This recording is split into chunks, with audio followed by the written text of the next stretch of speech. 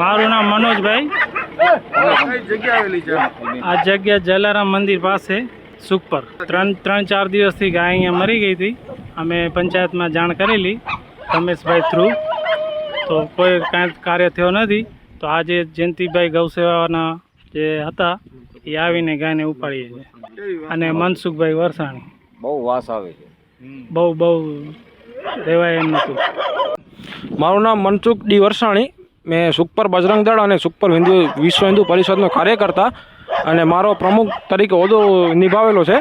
અને આજે રિદ્ધિ સિદ્ધિનગરની બાજુમાં જલારામ રેસિડેન્સી કે આપણે જલારામ બાપાનો પાછળ તમે મંદિર જોઈ રહ્યા છો, ત્યાં કને આપણે 3 થી 4 દિવસની અંદર એક ગૌ માતા કે અથવા કોઈ પણ નંદી બિનવારસુ હાલતમાં ત્યાં કને દેહ થઈ ગયેલા હતા.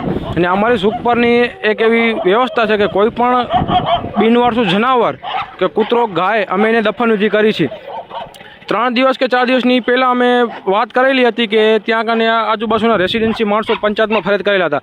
આજે અમે ત્યાં કને રૂબરૂ પંચાયતમાં જઈને આવ્યા તો કે તમારી કાલની ત્યાં કને કે ફરિયાદ છે.